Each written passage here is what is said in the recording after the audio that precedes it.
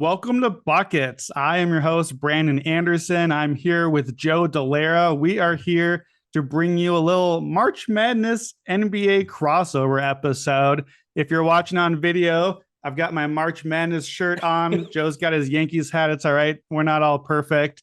Today, for this episode, as always, sponsored by FanDuel, Joe and I are the NBA selection committee. So it is March Madness. It's bracket season. Every podcast you listen to is doing some version of a bracket. So we don't want to miss out. We today are going to make the NBA bracket. We're going to create the NBA playoffs. 16 teams, playing is out. So we're just down to 16. But we're going to do this like if it was the NCAA. So rather than divisions and tiebreakers and all of that wonky stuff, we're going to do this the good old fashioned way, completely subjectively. We're going to look at everything we've seen so far and then just decide you're the 1 seed, you're the 2 seed, all the way on down to 16. We'll have some actionable takeaways along the way. We'll do some debating. Joe and I have not talked really about this before. We're going to just do this live here for you. So that's the plan today.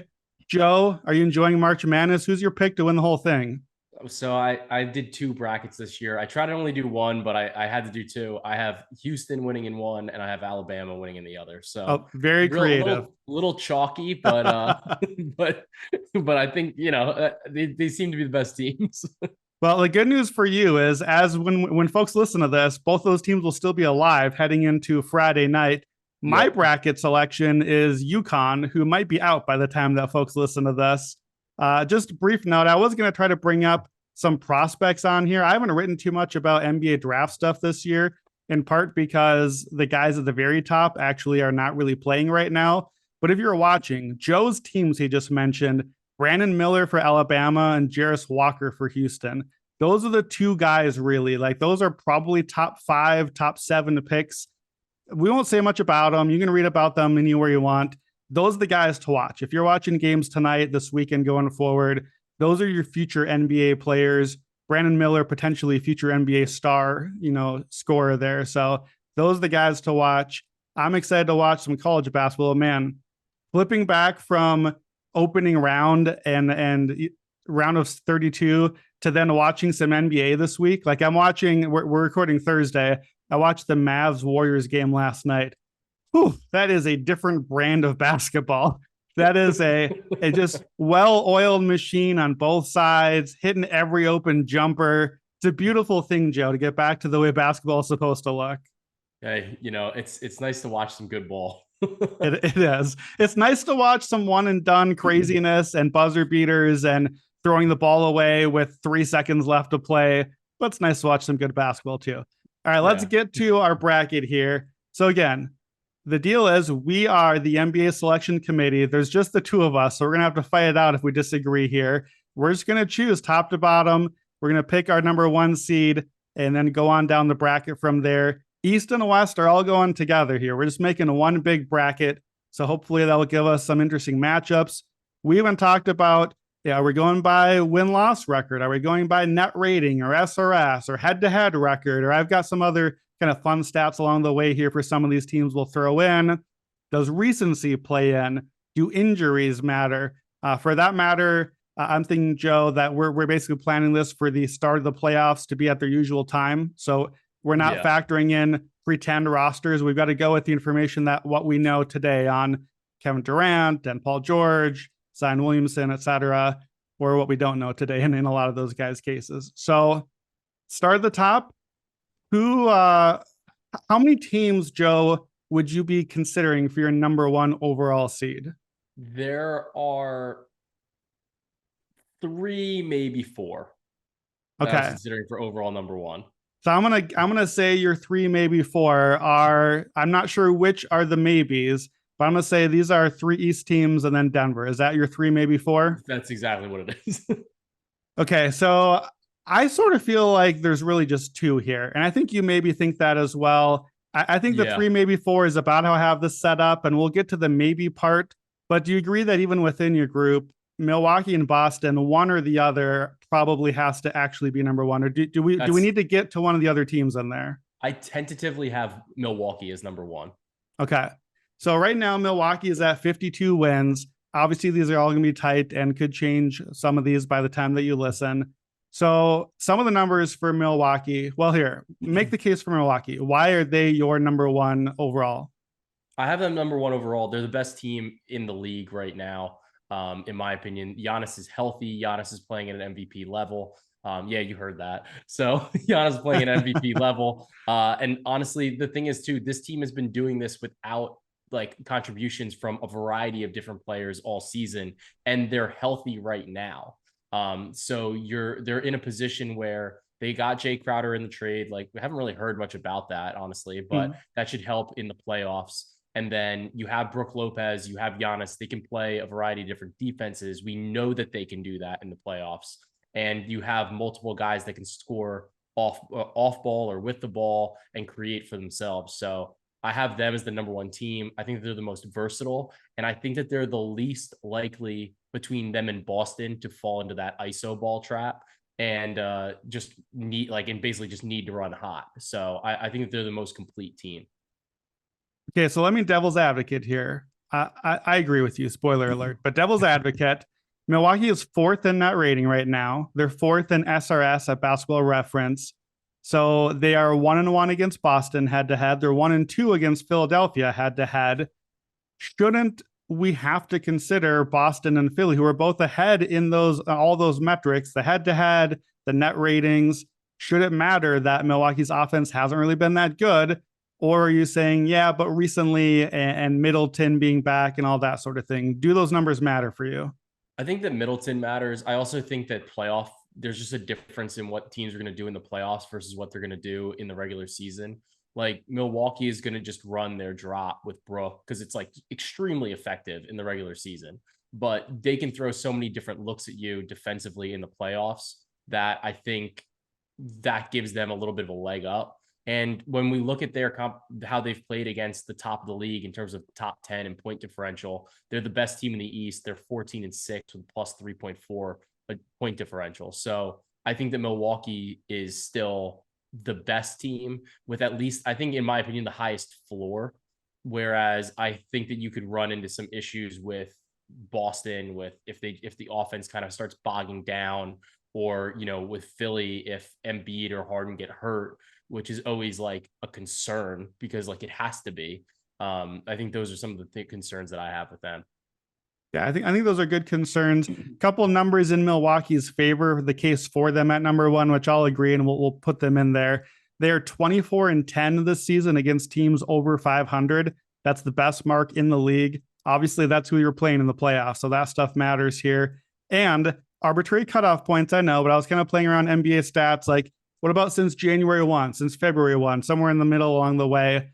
Since January 15th, so basically 2 months of ball, Milwaukee since January 15th is 25-4 plus 8.9 net rating, which crushes everyone else in the league, even including Philadelphia, as hot as they've been.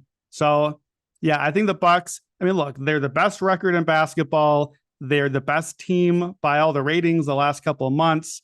They are a champion in recent years with effectively this roster. I think they make a lot of sense in that Alabama position. Number one overall, top left on your bracket. So let's go here then. Boston, Philly, Denver. Those are the three next teams. Let's start with the head-to-head Boston and Philly, because we're going to have to make a decision on those two either way. So which do you lean between Boston and Philly and make the case for who would be your next between them? Not necessarily number two. We'll get to Denver soon, but Boston or Philly?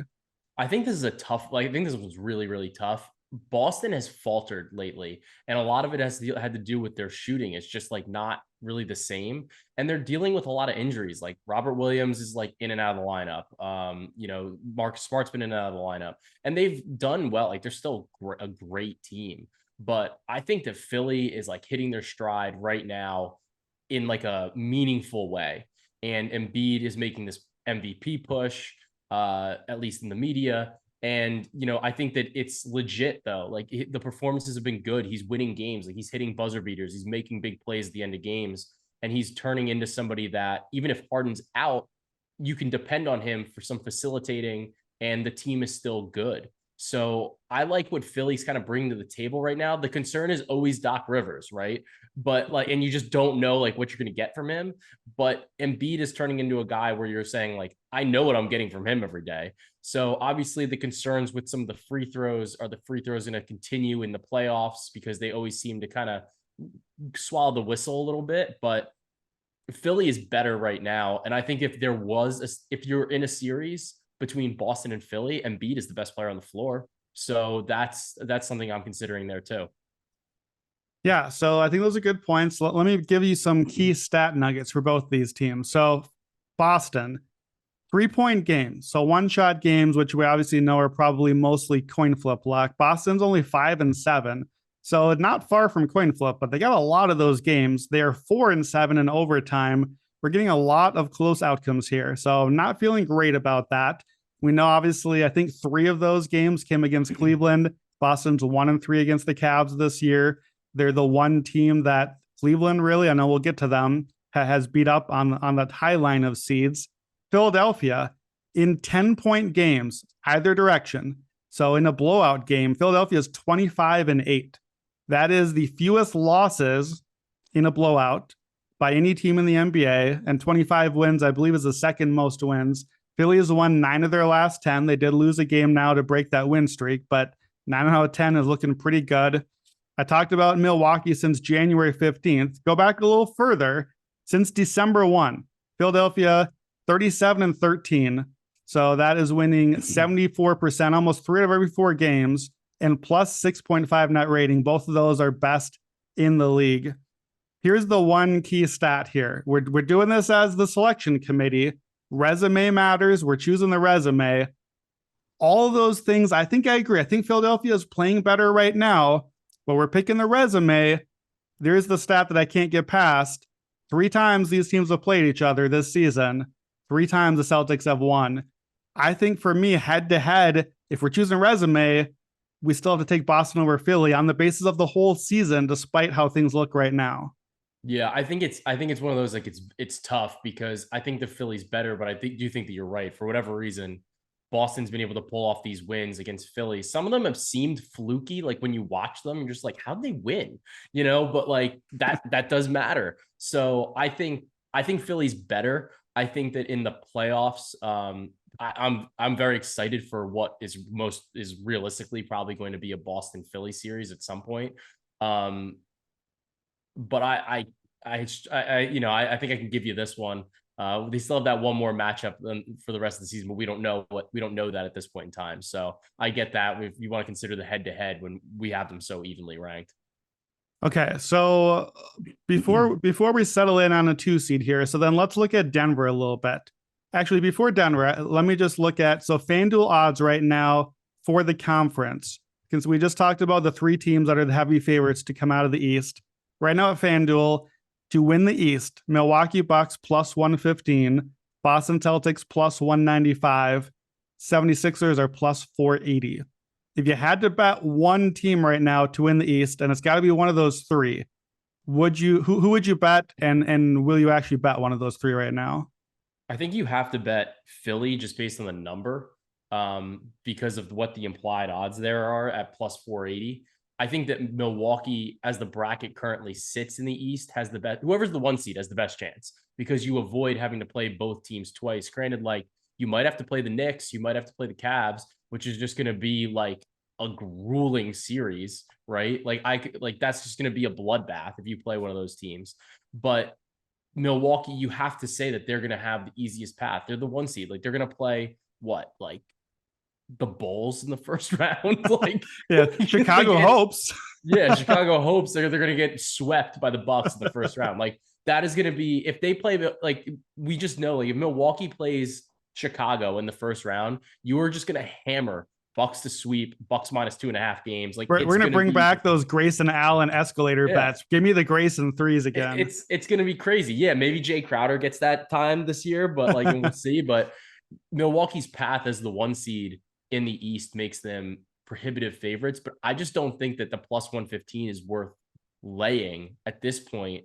Like you could wait and get plus 115 probably the first day of the playoffs, and there's just no reason to bet it until even the second round, because what if somebody gets hurt like on Milwaukee, or like what if there's like somebody, like there's some weird long series or something like that.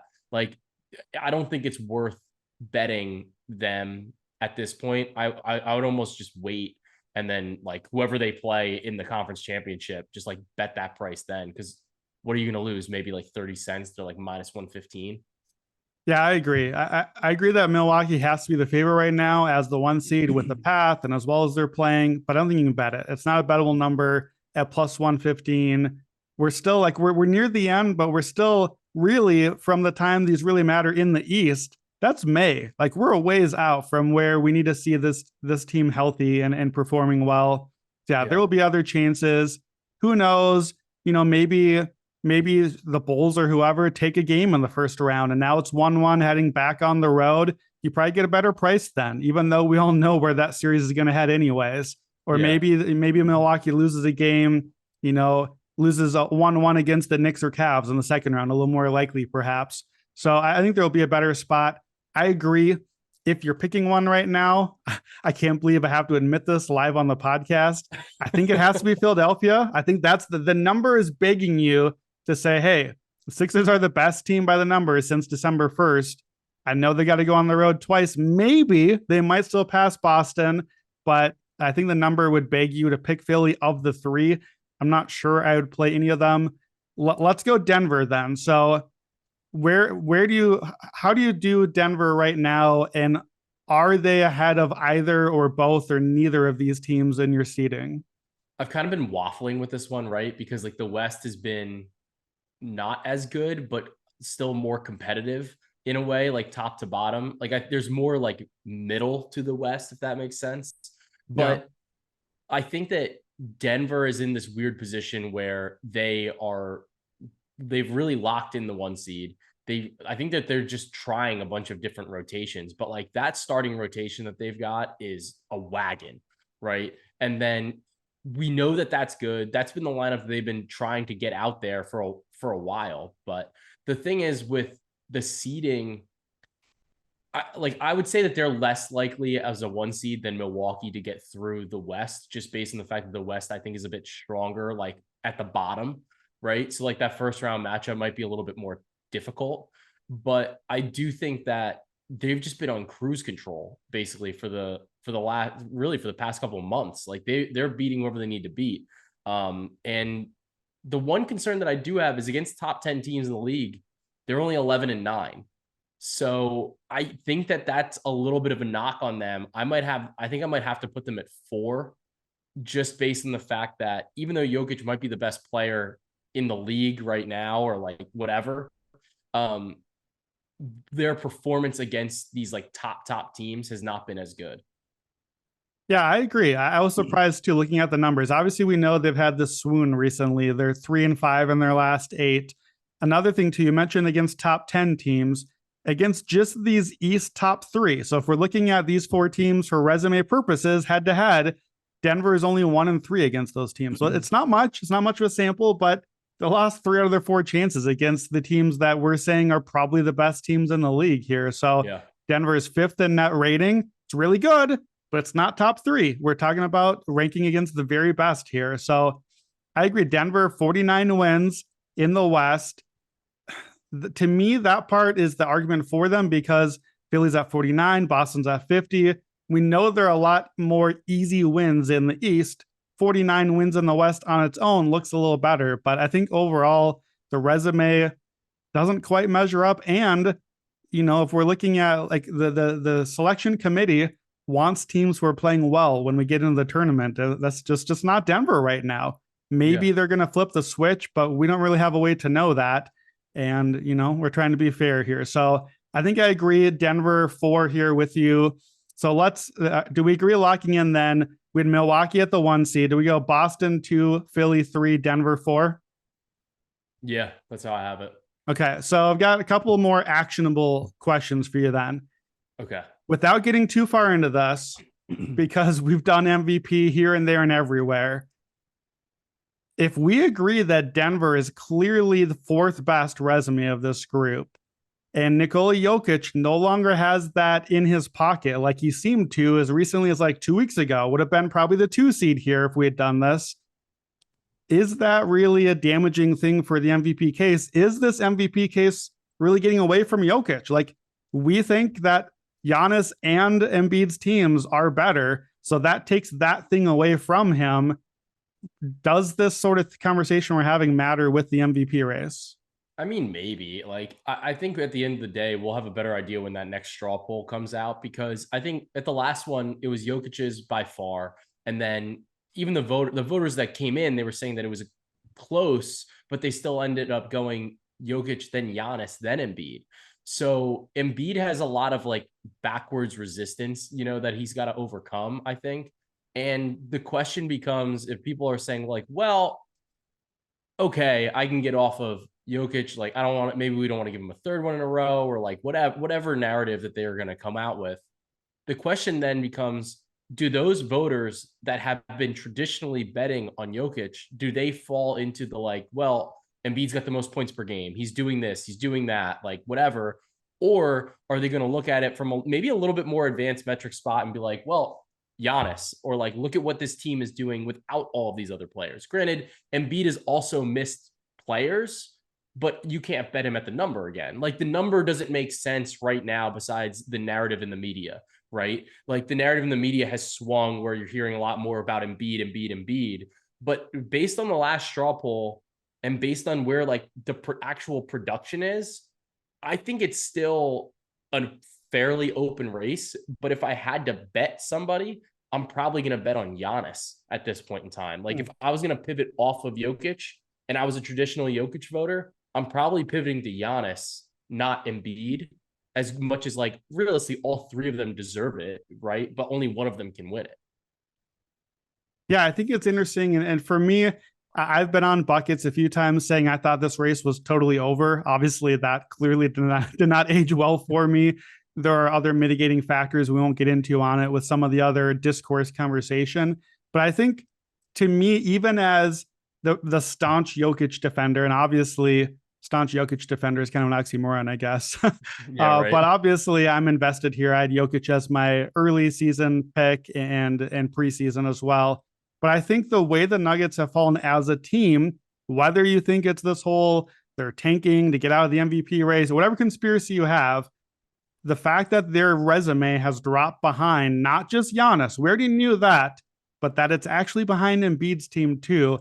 I think that as much as I want all my fancy Vorps and Schwarps and advanced stats, and I want Jokic to be the MVP because I think he is, I think that the resume issue is a real problem for the Jokic candidacy.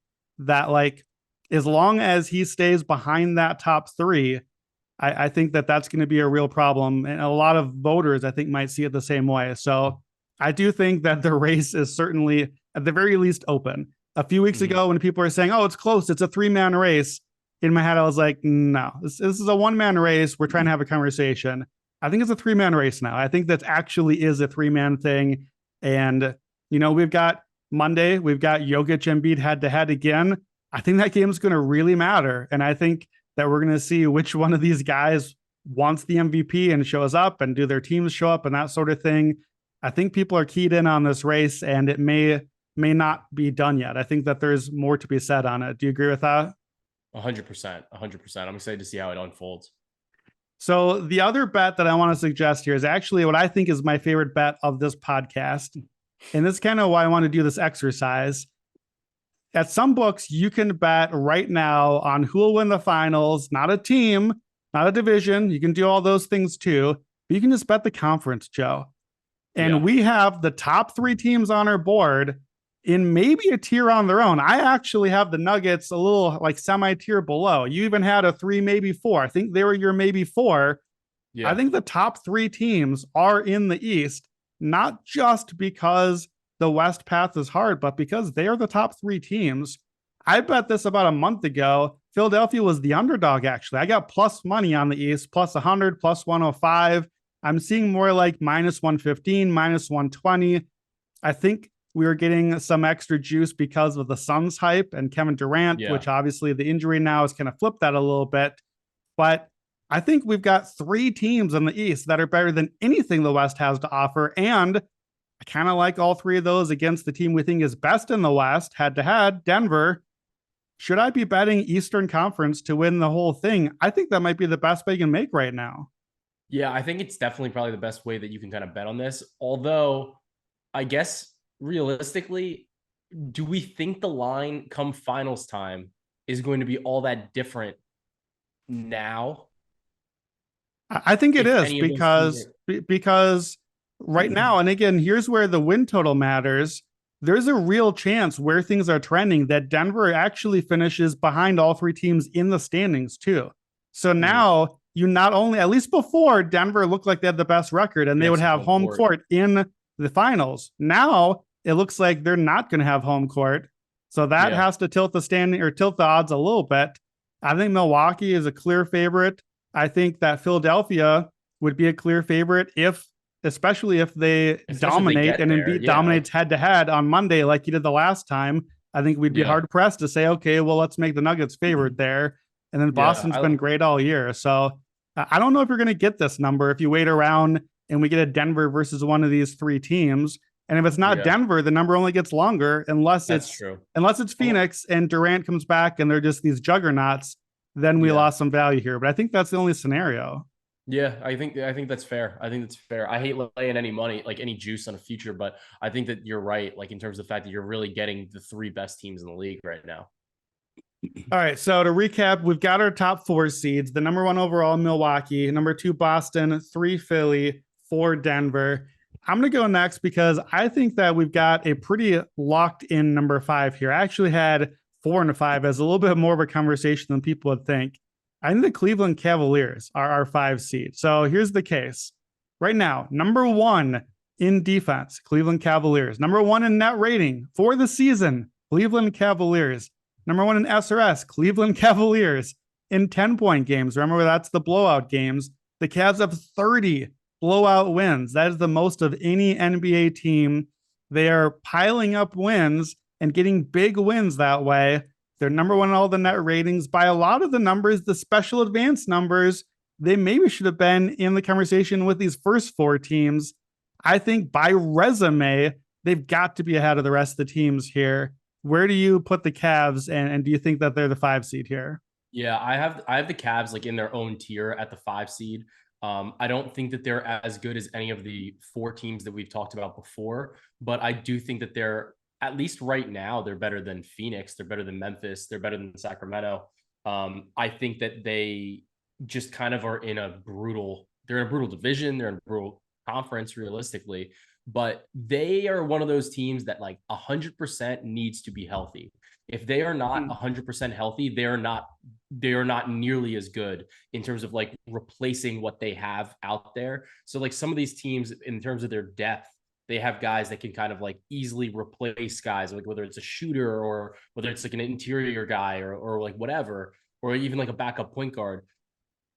Cleveland can kind of survive if Mitchell or Garland is out, but for whatever reason, the defense just implodes when they don't have both Mobley and Allen. So that's kind of why I have them a tier lower than these other teams, just because like if something goes sideways for them, I don't think that they could really recuperate in the middle of a round. Yeah, I agree. And I think I have to be careful of the Cavs because they're the exact sort of team that normally would trick someone like me, someone that really loves all my advanced metrics and my net ratings and everything. I'm not going to say they're the Jazz of recent years because they're obviously a very different team, but the Jazz are a team where you look at just a couple of these numbers, you're like, oh man, they might be better than people think. We should be picking them. Here's a number that gives me real pause on Cleveland. They are 31-7 against teams below 500, which is awesome, but they are 15-21 against teams above 500. Guess what? No more 31-7 opponents left in the playoffs to face.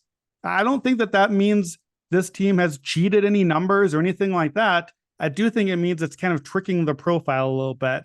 In March Madness terms, I think the Cavs are Gonzaga or St. Mary's.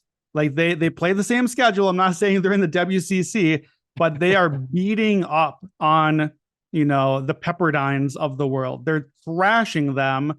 And I think honestly, Joe, I think you, me, Matt, all of us at Buckets, I think we nailed this team. I think we were on them as a regular season, really good profile. But now it's going to be the playoffs and it's going to be a little different. So I think we need to separate those and not get too excited about this crazy net rating and all the fancy metrics, because some of the underlying stuff still gives a little bit of problem. I didn't do the math on it, but those 30 blowout games, I'm going to guess a huge number of those came against the below 500 teams as well. Yeah. They're 7-0 in overtime. So obviously that's a bit fluky as well. I think they've earned this spot here. I think it's also interesting in March Madness terms. We're giving the Cavs the 5 seed. Well, Joe, I don't have to tell you, when you fill out that bracket every year in March, what's the first thing you do? Look at that 5 seed, 12-5 upset, right? Upset. Yeah. So I think that we've set this bracket up perfectly. I think Cleveland has the 12-5. That would be a fascinating thing. But let's lock them in number 5, because I think now it gets a little sticky after this. So yeah, for me next, I've got 4 teams here that I'm kind of considering my next group. And well, let's just be honest. For me, at least, I'm done with the East for a while. I'm moving out west. I'm going to talk through some of these West teams. You got your Knicks hat on, or your Yankees hat, but it's a Knicks hat disguised as a baseball hat. I know you're going to try to talk me into the Knicks somewhere along the way, but let's go west here. Obviously, setting the stage, we know the teams we're looking at. The actual real life 2 and 3 seed are Memphis and Sacramento. Yeah. But there are the Phoenix Suns at number 4. We've got the whole, the big question for us, Joe, as a selection committee, what do we do with the Suns? What do we do with the team that is entirely theoretical? We've had 3 Kevin Durant games. We don't even know for sure if we're getting him back in this bracket that we're making, or what version, or when we're getting him. And then I think, too, in this group somewhere, we got the Warriors and all of their foibles and their championship resume from last year. Does that matter? And their road record and everything like that. Yeah. Yeah. To me, those are the 4 teams in the West. We can get to the Knicks in a little bit, but let's stay out West for a little bit. What team out of those 4 for you would you make the case as your next team on the list, your 6th seed here? I've been waffling between the Suns and the Grizzlies here. The Suns are still really good. I'm a little bit surprised the defense has not been as good, right, without Bridges and Johnson. But Okogie's been pretty solid as a fill-in defender there. So I don't hate what they're doing defensively. Obviously, if you have Devin Booker, you have Chris Paul, as much as he's kind of getting washed right now, but you have DeAndre Ayton. Sure, they're all absolutely allergic to contact, and they're not going to get any free throws. Monty Williams, stop complaining. You guys just don't they don't do it. That's just not their game, right? But in the playoffs where they kind of swallow their whistle, I think that advantage maybe dissipates for some other teams, right? And then you have these elite shot makers that can make and get you a bucket at will in the last 5 minutes of a game. So I think that this is one of those I'd imagine that Phoenix can win a bit, right? I think maybe they can get through round 1 without Kevin Durant. You're not getting through round 2 without Kevin Durant anymore. I don't think, but I'm going to give them the benefit of the doubt that he's going to be healthy and play in in our tournament. Yeah, it's tricky because we assume Durant is playing. I think we all assume that, but just look at the resume. The resume is not that exciting here. The Suns are 9th in net rating. They're 9th in SRS. They're right in that right in that 5 seed March Madness type range, which to be fair is about where we're looking at them here. They're 4-9 in 3-point games.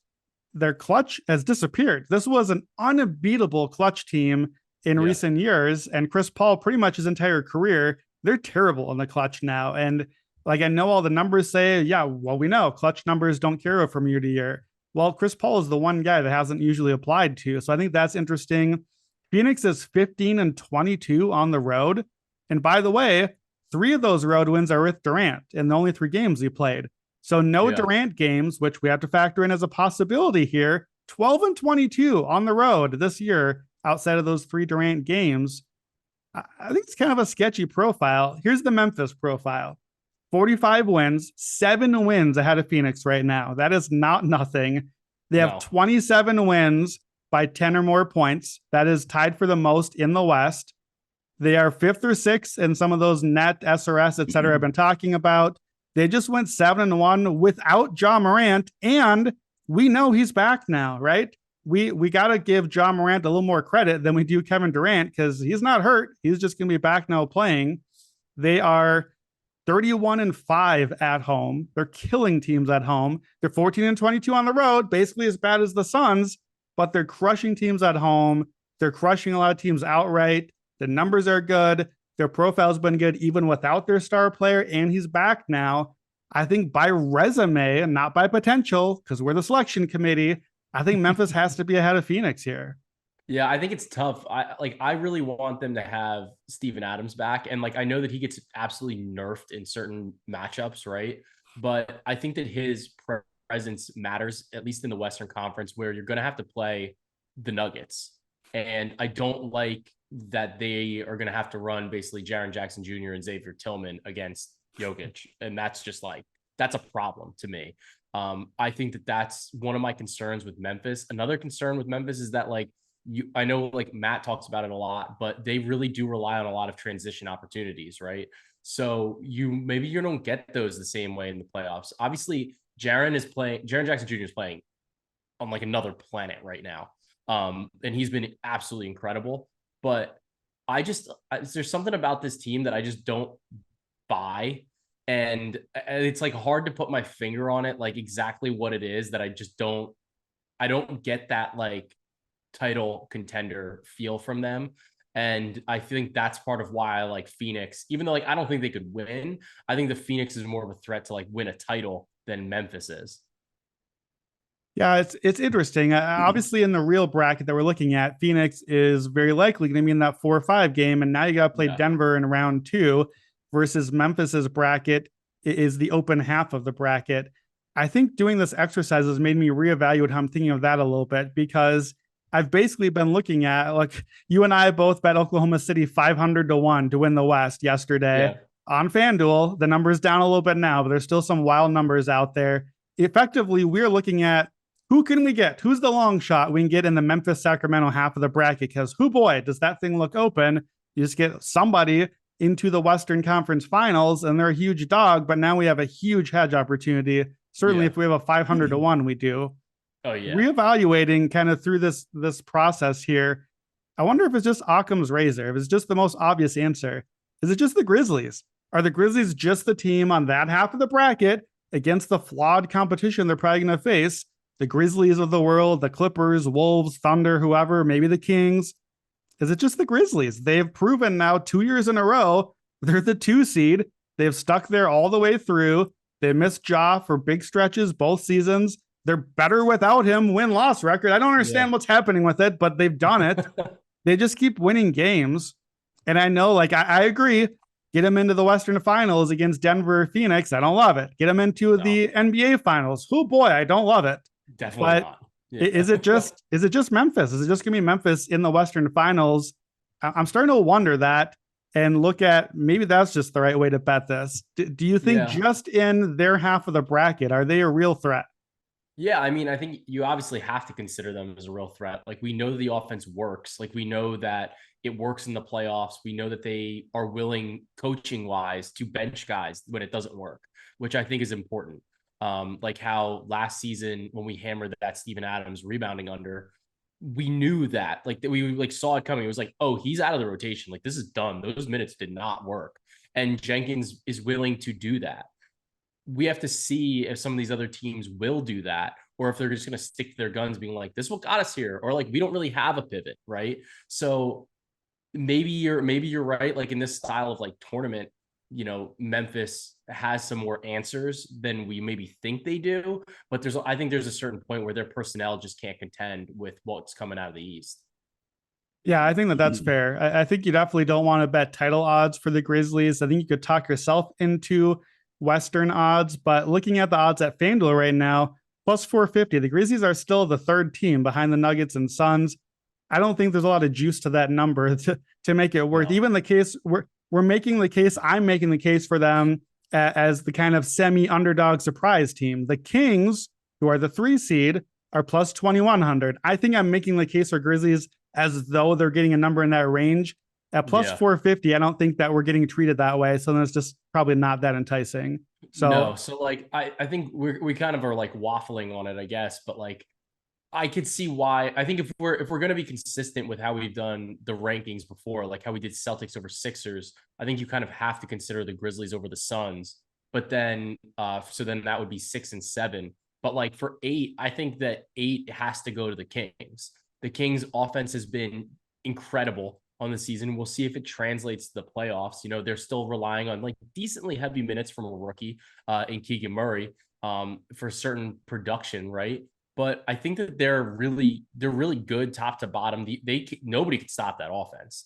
So it's just going to come down to the fact like will teams change enough defensively to stop them? And if they do, like how much can they slow them down? And if they do make modifications defensively, they're still going to be tough. So like I like them for their upside offensively, and it's just going to put a lot of pressure on opposing teams to just like kind of keep up with them. So I had the Kings like pretty firmly at 8. yeah, I think you're right about the Kings as far as resumes here. They're eighth in net rating. One thing about the Kings too, of all teams in the West where nobody can win on the road, the Kings are 22-14 on the road. They're the one team that actually is just like, nah, screw it. We don't care. I don't care where we're playing tonight. Go ahead, count us out. We're gonna go win anyways. We'll light the beam anywhere you want us to. No other West team is more than one game above 500. They're 22-14. That's real. So I actually think consistency wise, in my rankings as the committee, I have the Kings ahead of the Suns, but I'm going to concede this one because obviously the Suns are obviously, we agree the Suns have much better potential here. If I was being the nefarious seeding committee here, we know, of course, the seeding committee never would choose matchups and never would think ahead, right?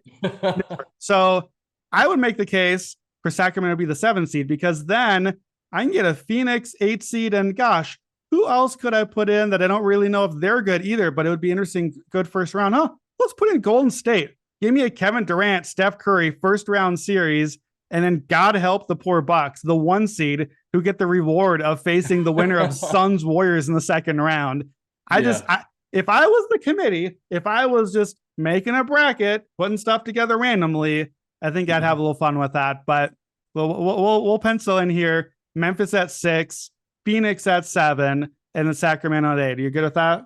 Yeah, I'm good with that. I think this is probably where we might disagree because I put the New York Knicks at 9. Okay, make the case. So I think that they're see what they've done over the course of the season. Obviously, like any Tibbs coach team, you have to take the regular season like with a little bit of a grain of salt, right? Because he plays his starters so many minutes. Those are usually minutes that then like they can't add to in the playoffs. There's only so many more minutes they can play, right? So, but the thing with this Knicks team is I think that they're actually a bit better because they do have Brunson. They have a real point guard. And even if Brunson, who just popped on the injury report for Thursday night, so we're not sure what that injury is right now at the time that we're recording this, right? But even if he's out, we've seen that quickly can slide in and play that point guard role. And the minutes have been good with him as the point guard. So I think the Knicks' depth in terms of their versatility, I think is strong right now, which is something they didn't necessarily have before. The acquisition of Josh Hart, great move. Quickly off the bench has been incredible. Hartenstein's played very, very well. He started off the season a little slow, but the minutes and the numbers are great, right? So you have a lot of versatility in their rotations. You have a lot of guys that can plug and play for somebody else. And I don't think that the drop off is like super significant. The other thing is what I like about this team, they actually can play some defense with when you have Quickly out there, you have Grimes out there, you have Mitchell Robinson, Hartenstein, right? Like they're doing something. And you do have guys that are going out there playing every day. And I think that at this point, what they've put forward is significant enough that they deserve more of the benefit of the doubt, like in the terms of what they've been able to do over the course of the season. So while other teams might have a higher ceiling, I think that you have to include them here at this point where everybody else after this, I think is a lot of potential and not so much what they've done so far. Okay, so I was going to make a case for the Warriors here. So the case for the Warriors, we don't have to make the case too much. Like we know what the case is for the Warriors. They're defending champions. It's not this team. We don't know if we're getting Wiggins back in this scenario. I think that'd be pretty important. That might be the Yeah. nicest thing I've ever said about Andrew Wiggins on this podcast. Obviously, the Warriors are 9-29 on the road, though there's 2 wins in a row now. Second 2-win winning streak of the season on the road for the Warriors. 29-7 at home. Every number we have for them just says they're a 500 team. They're fine. Yeah. They're just a fine team. So I think the way that we've argued this so far and argued for resume, I'm going to concede this one. I'm going to give you the Knicks as the 9 seed. If you give me the Warriors as the 10 seed, because nefarious seed committee Brandon noticed that the 10 seed Warriors get to face the 7 seed Suns. We got our matchup after, Joe. Yep, that's what I was thinking. So you get the Knicks and the Kings, two teams where you're just like, well, I don't know. Like, are they good? Are they not good? Like, we'll see. Right. And then you get the Suns and the Warriors. So I like those 2 spots. I like it. And Suns Warriors, by the way, winner gets the Boston Celtics. So Merry Christmas, Boston fans. Congratulations. Great matchup there. I'm curious to see who you have at 11, because I think we're starting to get to that point where we're just like, like whatever. I agree. So here's what I want to do for this next little bit, because I have this next I think we have a similar tier-ish of teams. We're getting a little long here. So let's kind of just draft a little bit. Well, let's go. I'm just going to pick the 11 seed here from the teams left. Okay. And I'm looking at like Minnesota, Lakers, Mavs, I think are the 3 teams I'm considering most here. And look, we're the selection committee. Do I think this team has earned the next seed up from the group? No, not really. But I want to give them a chance. I want them on TV. I want their eyeballs. I want their money. I'm getting healthy. We just got the report today. LeBron hopes he's back. He's going to play the last, hopefully 3 or 4 games of the season. Yeah. The seeding committee has to take this stuff into account. I got to go Lakers. Give me the Lakers as our 11 seed. Yeah, I'm there too. I think their ceiling is higher than the rest of these teams that are on this part of the bracket, in my opinion. My 12 seed, I think this team is like just so overrated, but I'm putting the Miami Heat at 12. Wow. Because and it's a lot of it's because of what you have with Jimmy, Bam, Hero, right? And the fact that like in the playoffs, Jimmy actually plays like 45 minutes a game, which instead of like 30. So the upside for what you can get out of that team is significant. And I think that you have to take into consideration at this point with these teams, the coaching. And I think that Spoelstra is arguably the best coach. Like he's one of the best coaches in the league, but I think he's like definitely probably the best coach at this part of the bracket. So I could see them cooking something up. Like they remind me, you know what Miami reminds me of? They remind me of Syracuse just throwing fucking zone out there at the 11th. That's like what this reminds me of. And that's why I went with Miami here. And like, this reminds me of that Syracuse run the other year where they were an 11 seed. And then they just went to the Final Four because they just played zone and nobody could figure it out. So I'm giving them the edge based on coaching and the fact that like you actually will get significantly more minutes from their best players, which is something that some of these other teams can't really say that they can do. Yeah, this is interesting because in March Madness terms, you just made Miami the team where I wanted to bet on them as my sleeper, and then they come out a little higher seeded than you think. You're like, doggone it, what is this bracket now? Like I was kind of hoping Miami would get to be like a 15 seed and I'd get to try to talk us into an upset or something. On resume, I had them a couple spots below some of these West teams here, but I liked them. So maybe I just should have ranked them here anyway. They're 14-8 in 3-point games, which first of all, that's a good record. Second, 22 times they've played a 1 bucket game. That's a lot of games. Like that's crazy. And we know Jimmy Bucket's going to show up in those spots in the playoffs. And the Heat are one of only 4 teams in the East that has a winning record against teams above 500. It's just those top 3 in the Heat. And they're 7-3 their last 10. So I think this is a team that 2 weeks from now, when the actual committee meets to choose the actual playoffs, Joe, if they keep trending this direction, they might be a team where someone on the committee is going to be like, hey, aren't the Heat just the 4th team in the East? Aren't they the team that we really should be thinking about there? So we put them here as the 12 seed. They get Cavs first round and then Denver second round. I think perfect. Miami is the trendy Final Four pick in our little bracket. They're the sleeper that a lot of people are going to like, right? Yeah, 100%. All right, so I got to pick a 13 seed here. I mentioned Dallas and Minnesota. I don't care. Like I have no idea. I need to redeem some of my Timberwolves fandom. So I'm just going to go with the Timberwolves. Cat is back. and the Timberwolves are unbeaten in his return. The winning free throws, Trae Young flopped a billion times. Minnesota unstoppable. I don't think the profile is that great, but Dallas does not excite me. Like Dallas, I think has to be in our little tournament, but nothing about their stats. Like I literally wrote nothing about them. I have no numbers for Dallas. So just give me Minnesota. They're a 13 seed. Yeah, I have Dallas next, and it's basically just you have Luka and Kyrie, and like, Yep. yep, that's it. That's the cap. That's the cap. Like Yep. they can score on anybody. So they're my 14th seed. Yeah, that's pretty much it. That's what we've got to say about Minnesota and Dallas. Enjoy your analysis there. So Yeah. that's our 13 and 14. Okay. There are no play-ins here. So we're down to 2 spots left, Joe. We have so far had 1, 2, 3, 4, 5, 6 teams from the East, 8 teams from the West. So let me set us up here. We got 2 spots left. We're not going to draft these. We'll kind of talk these through again because I think we're back to actually caring a little bit here.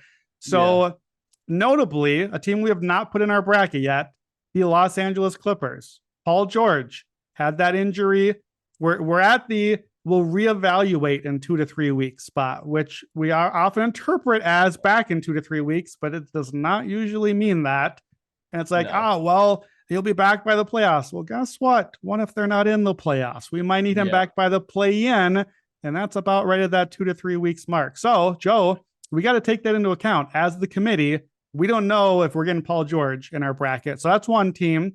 And then beyond that, we've not mentioned the Brooklyn Nets, the 6th seed currently in the postseason, the playoffs, not just the postseason. They're safely in. They're in. They're not in our bracket yet. And then we got the rest of those West teams. I was going to say, with all due respect, I don't think the East teams even are due any respect. So sorry to Hawks, Bulls, etc. I didn't consider them. Out West, we've got the Thunder, our precious Thunder. We got Jazz, Pelicans, whoever else out there. We have 2 spots left, Joe. So let me set up, who stands up from that group? I've got some numbers here for some of those teams. Who stands out as your 15 seed that's got to be on here? I think OKC has to be in. Like you have some like very good like young stars in Shea, Josh Giddey, Jalen Williams, the other Jalen Williams. Like they're good, and they are 12th in adjusted net rating on the course of the season. I think of them. I think that they should be the 15 seed, but I think that if we were doing these brackets, they would be the 16 seed, just based on the fact that they don't belong here, right? Right. They don't have that expectation, like whatever. But like right now, they're on the cusp of making the playoffs outright, right? So you can get that. It's about like plus 142. It was actually like plus 340 a couple days ago. So this line has moved significantly, and I think the bet, if you're going to bet on them, the bet is on Shea to be the most improved player, because there's no, like, it's all narrative, like movement on these lines and liabilities and like whatever. Right. So to me, Laurie and the Jazz are done. Like they're cooked. They're out of this right now. Like they're not, they might not even make the play in at this point. And in the meantime, you're looking at OKC. Your Shea was the consensus favorite basically the entire season. And then all of a sudden over the past like a couple of weeks, it's like, oh, like we're going to flip this one, like whatever. It's like, why? The Thunder are better. They're putting together like really good stretches of ball here. I think OKC is the team that I need to have in there. I fully agree with everything you just said. I agree that OKC has to be in our bracket.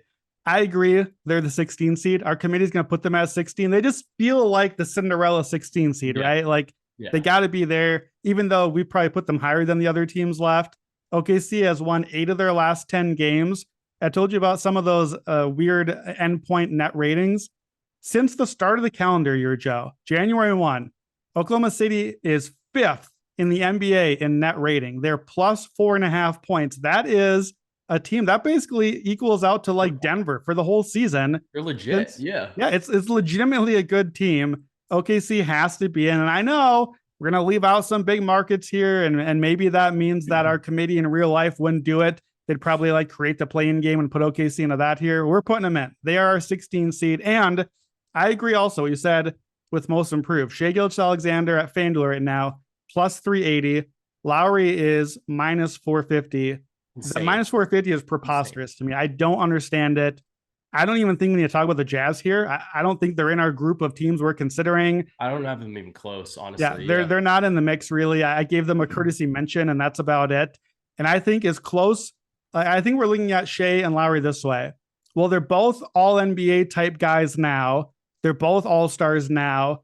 But which one improved more? Well, that's got to be Lowry. It wasn't Shea already really good, but Lowry improved more. So I think that's why we're trending that direction. But if suddenly OKC is the 6th seed or the 7th seed and this hot team entering the playoffs and a real threat, and the Jazz are an afterthought over this final 3 weeks, I think that absolutely is a factor. Voter history says that is a factor. We choose a player from a playoff team. So I think that's a bet that you make. And I don't know how, like at a certain point too, you're playing on a team that just is garbage. Like there's nobody else on the team. So like we know that Shea's usage is like significant, and Lauri's usage rate like literally doubled over the course of like last year to this season. But I don't know how you don't take into consideration the fact that like he just has to score. Like he's option 1A, and like he's never even been close to an option 1A. Whereas Shea has basically always been option 1A for the Oklahoma City Thunder for the past couple of seasons, right? And like he's still taking that leap, and teams are game planning around him. Like nobody's like, maybe now teams game plan around Lauri, but at the same time, like not really. You're not worried about losing to the Jazz. Like that's not really a tough spot. So I don't know. I'm conflicted on this last team. Yeah. So let me make the case here. We got I think probably 2, but I'm going to include a third one real quick and we'll wrap up here. So I think the third team is the Pelicans. Early season, they would have been in this mix. And maybe if you're the committee, you say, well, what if they get back to that early mode? What if Zion comes back? They have the fourth most 10-point wins in the West. They're still 11th in net rating overall for the season. They're still 6th among West teams in that. So I think the Pels probably should get a little more consideration. But if I'm being honest, they didn't really get a lot from me, and we don't know what they are. We actually get, I think what's left here is 2 teams that have weirdly similar profiles. And then I think given that, it makes the pick kind of easy. So it's the Clippers and Nets to me. Yeah. Here's the numbers. Above 500, below 500. The Clippers against teams above 500, the Los Angeles Clippers, Kawhi and PG, are 11 and 25 against teams above 500. That's a big problem for me. The Nets are 13 and 21 against teams above 500. And don't forget, they had a lot of good stars for a bunch of those games. Below 500, Clippers 27 and 10, Nets 26 and 12. That's why they're in the race where they're at. But I think it's a problem that against teams we actually would need them to play, they're going to get mostly blown out. Here's the difference. Since February 1st, the Nets are minus 5.6 net rating, which is 26th. And I don't need to tell you who the 4 teams below them are, because we know that they're trying to lose games. So that means that since the start of February, the Nets are the worst team in the NBA. There ain't no PG coming back for them. There's no Kawhi Leonard who might make a run. There's no Cavalcade coming. The Clippers, maybe they get PG. We know that Kawhi probably maybe should play at least some of the non-back-to-backs, whatever. I think the profiles are essentially the same, but you pick the stars. I think the Clippers get our last spot. Yeah, I was in the same boat. Like, I don't see any way that you can leave them out. At least just even looking at who the best player is on all of these teams that's left, and it's Kawhi by like a pretty wide margin.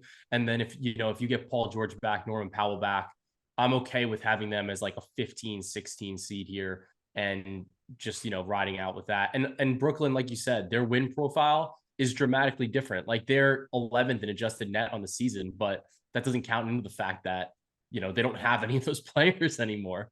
So I think this is a pretty good bracket right now. I think that's the bracket. So my best bet from all this bracket shenanigans is back to that one we talked about earlier. Give me the East versus West in the championship. Give me that minus 115. Look, we just put in 10 of our 16 teams in our bracket are from the West. So we have the top 3 teams in the East, and we have very little competition standing in their way. We have this condensed mess of West teams. I think that's the bet right now. Just back the East team. Just running down the bracket real quick. We'll go by quadrant. Top left quadrant in your bracket. We got the number 1 overall Milwaukee Bucks facing our Cinderella OKC Thunder, and then Sacramento and the Knicks. That is a fun region. We're definitely putting all those games on TV. Bottom left bracket, the 4 seed Nuggets face the Timberwolves. That's an interesting one. I think that's a fun one. And then we got Cavs Heat. Boy, that one looks like the one where you pick your sleeper Final Four team and see who's coming out there. We got the group of death, if we're doing soccer here. The 2 seed Celtics draw the Clippers in the first round and then get the winner of Suns Warriors in round 2. So, Joe, we did not make a lot of Boston friends with our bracket. No, we did not. And then last one, Philadelphia got the 3 seed. Funny, Philadelphia lost our head-to-head tiebreaker and dropped in the seeding, and I think got a gift from us here. They get Dallas in round 1, and then Memphis Lakers is the 6-11. I think we might be getting a little Embiid versus LeBron and Davis action in the second round if things shape up that way. That's fun. So that's our bracket. I'll try to maybe see if we can put this up on Twitter when we post this and see what the folks think. We're out of time to go through and post our picks, but we'll kind of maybe do that on Twitter so you can see on social. That's our bracket. That's our job. We did the thing, Joe. We got our bracket. We're going to determine a champion now. That's our podcast for today. Got some bets for you along the way there. Shea for most improved. We talked MVP race. We got that East versus West. So that's it. We will be back next week with all the usual episodes. Joe's going to keep giving out those winning prop picks and game by games. I'll be on here to talk all the big picture stuff Fridays. We are like 2-3 weeks from play-ins, playoffs. It's all coming, Joe. Futures Friday. That's a wrap. Let's get buckets.